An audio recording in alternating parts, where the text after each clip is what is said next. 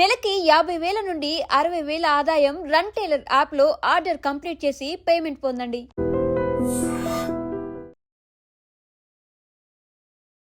నమస్తే, welcome to I dream talking point with కవిత.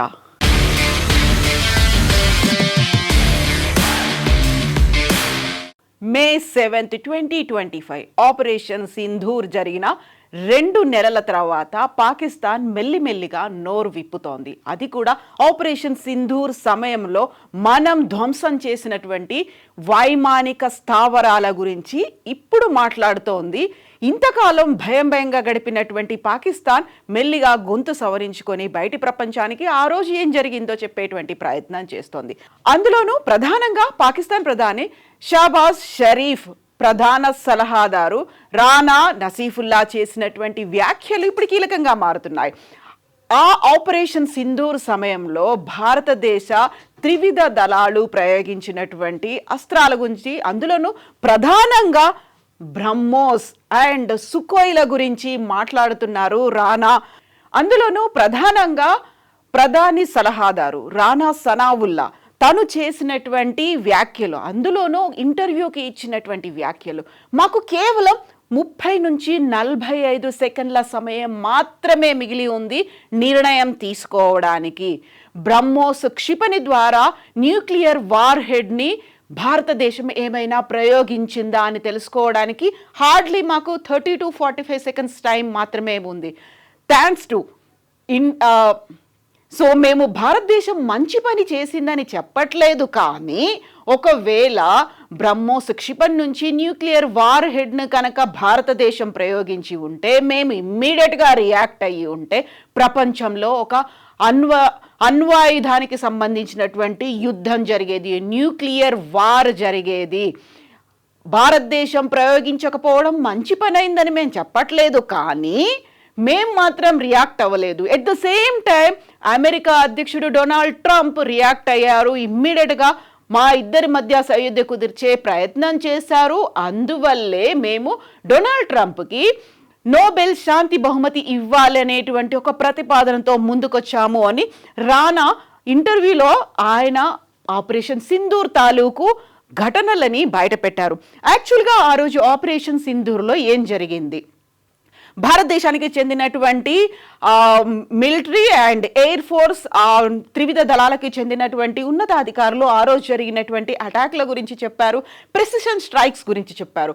ఖచ్చితంగా తీవ్రవాదులు, ఉగ్ర స్థావరాలు ఉన్నటువంటి వాటి మీద అటాక్ చేశాము, అట్ ద సేమ్ టైం వైమానిక స్థావరాల మీద కూడా దాడి చేశాము అనేది త్రివిధ దళాలకి చెందినటువంటి అధికారులు అనౌన్స్ చేశారు. అందులోనూ వైమానిక స్థావరాలు రావల్పిండికి సమీపంలో ఉన్నటువంటి నూర్ ఖాన్కి సంబంధించి నూర్ ఖాన్ సైనిక స్థావరం, దాని మీద అటాక్ జరిగినప్పుడు మాకు కేవలం 30 to 45 సెకండ్స్ సమయం మాత్రమే ఉంది అనేటువంటి నిర్ణయం, ఒక నిర్ణయం తీసుకోవడానికి, ఒక కీలకమైనటువంటి డెసిషన్ తీసుకోవడానికి చాలా తక్కువ సమయం ఉంది. అప్పుడు మాత్రం మేము చాలా సంయమనంగా వ్యవహరించాము అనేది రానా చెప్తున్నటువంటి మాటలు.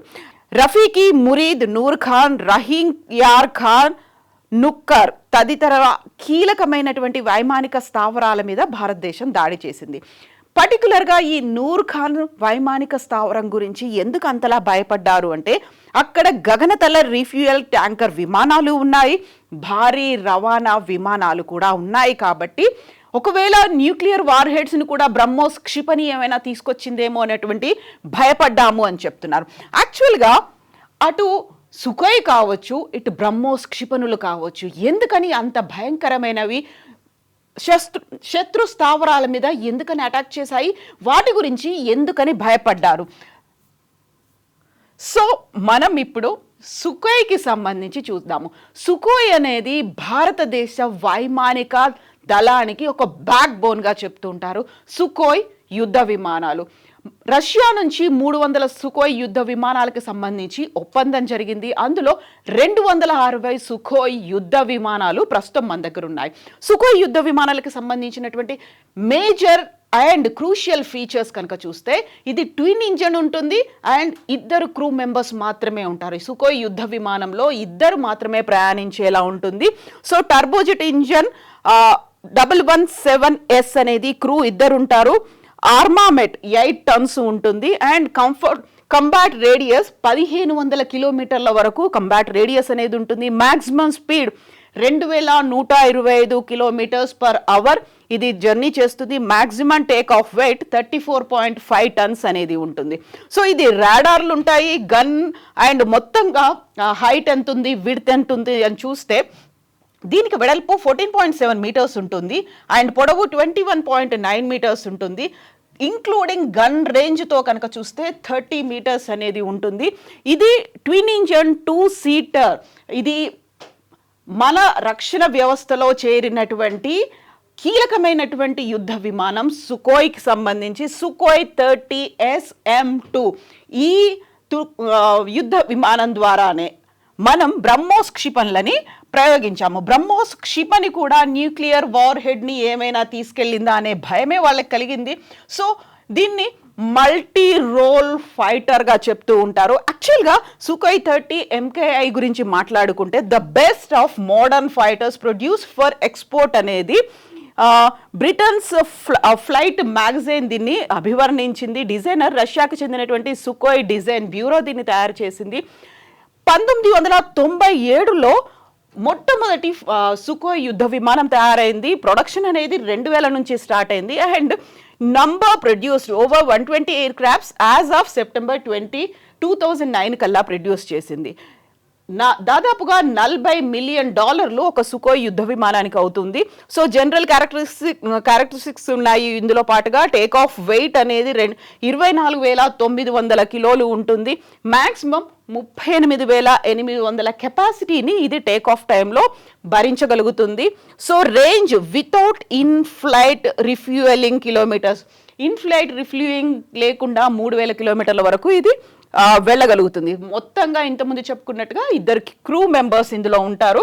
So built in single barrel 30 mm తయారైంది. Up to 6 guided air to air మిసైల్స్ని ఇది క్యారీ చేస్తూ, up to 6 guided air to surface మిసైల్స్ని, అప్ టు 6 లేజర్ గైడెడ్ బాంబ్స్ని కూడా ఇది క్యారీ చేయొచ్చు. అప్ టు 8,500 kg క్లస్టర్ బాంబ్స్ని, అప్ టు 80 అన్గైడెడ్ రాకెట్స్ని ఇది మోయగలుగుతుంది. అండ్ ఇప్పుడు మనం బ్రహ్మోస్ గురించి మాట్లాడుకుంటే బ్రహ్మోస్ క్షిపణి అనేది దీన్ని కూడా రష్యా తయారు చేసింది. ఇండిజీనియస్ టెక్నాలజీతో భారతదేశం కూడా డెవలప్ చేసుకున్నటువంటి ఈ బ్రహ్మోస్ క్షిపణికి సంబంధించి అత్యంత కీలకమైనటువంటి విషయం, ఇది 3 రకాలుగా కూడా ఈ బ్రహ్మోస్ క్షిపణిని మనం క్యారీ చేయొచ్చు.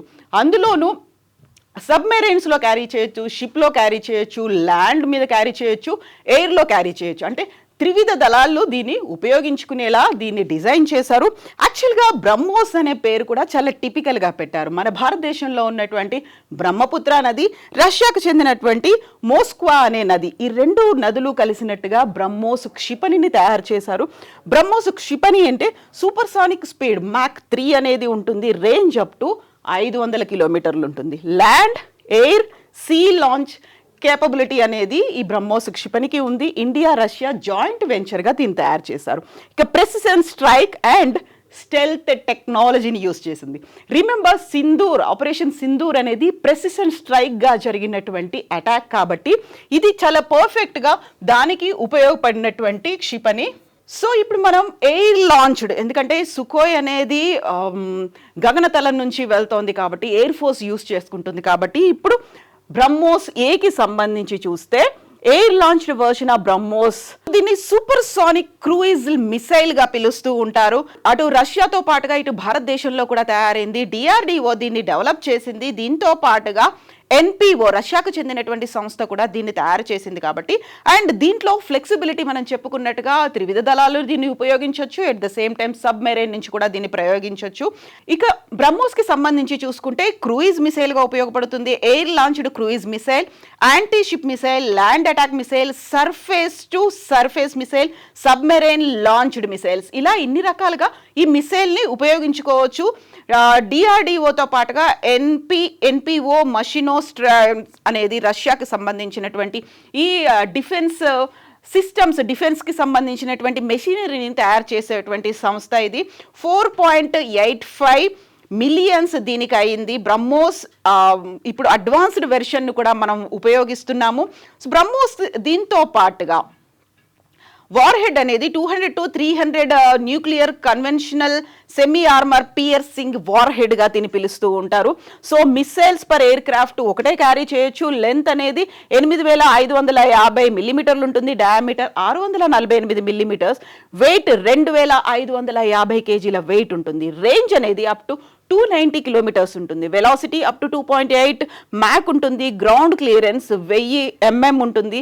రిలీజ్ హైట్ 500 మీటర్ల నుంచి 9000 మీటర్ల వరకు ఉంటుంది. రిలీజ్డ్ స్పీడ్ 0.55 to 0.8 మ్యాక్ అనేది ఉంది.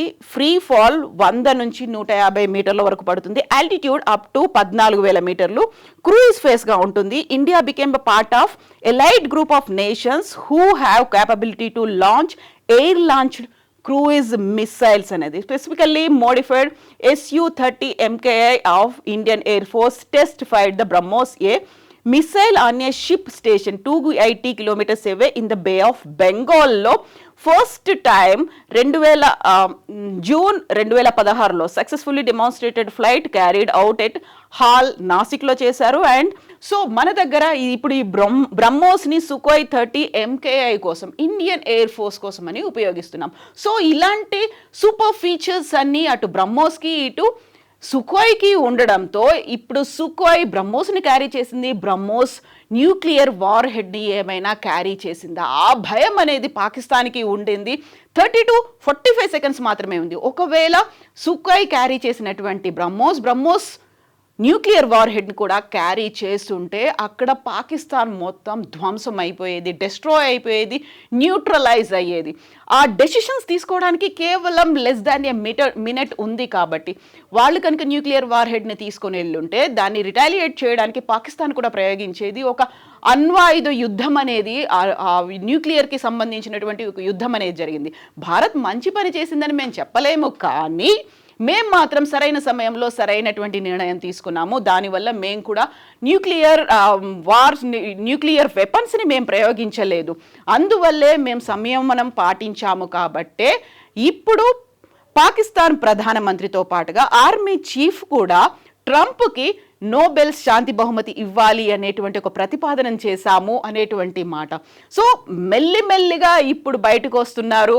ఆ రోజు ఆపరేషన్ సింధూర్ సమయంలో భారతదేశం త్రివిధ దళాలు చేసినటువంటి అటాక్ గురించి మాట్లాడడానికి మెల్లిగా ఇప్పుడే కొంచెం ఊపిరి తీసుకొని బయటపడుతున్నారు పాకిస్తాన్కి చెందినటువంటి అధికారులు. సో ఓవరాల్గా అయితే మనం చేసినటువంటి పని న్యూక్లియర్ వెపన్స్ని మనం ప్రయోగించలేదు, చాలా సంయమనంగా మనం ఉన్నాం. కానీ ఒక బయట పడలేకుండా ఇండైరెక్ట్గా మేమే గొప్ప అని చెప్పుకునే ప్రయత్నాన్ని మాత్రం పాకిస్తాన్ చేస్తూ వస్తుంది. అందులోనూ ట్రంప్ మధ్యవర్తిత్వం వహించడం వల్లే న్యూక్లియర్ వార్ అనేది జరగకుండా ఉంది అనేటువంటి మాట. యాక్చువల్గా ఆపరేషన్ సింధూర్ తర్వాత ఇప్పుడు ఎందుకని మెల్లిమెల్లిగా మాట్లాడుతోంది పాకిస్తాన్? 2 నెలల సమయం పట్టిందా ఊపిరి తీసుకోవడానికి, లేకుంటే సింధూర్ తర్వాత జరిగినటువంటి ఆ ఇంపాక్ట్, ఆ ఎఫెక్ట్ నుంచి మెల్లిమెల్లిగా ఇప్పుడే బయటపడుతోందా? మీరేమనుకుంటున్నారు? కామెంట్స్ రూపంలో తెలియచేయండి. నిజంగా ప్రస్తుతం ఉన్నటువంటి సమాజం దేనికి ప్రయారిటీ ఇస్తుంది? ఆర్థిక సంబంధాల చుట్టూ మాత్రమే తిరుగుతోంది. మళ్ళీ ఎన్నికలంగానే చాలా విరక్తి కలుగుతాం. మంచి అనిపిస్తుంది కదా, లేడీస్ కూడా ఛాలెంజింగ్ జాబ్స్ చేసినప్పుడు చాలా బాగుంటది. ట్రాఫిక్ అసిస్టెంట్స్ గా నియమించిన ట్రాన్స్జెండర్స్ అందరితో సాల్యూట్ చేయించుకుంటున్నారు. ఫుడ్ డెలివరీ ఇవ్వటానికి వెళ్ళినటువంటి డెలివరీ బాయ్ అనిల్ పై కళ్ళ ముందు పెళ్ళండి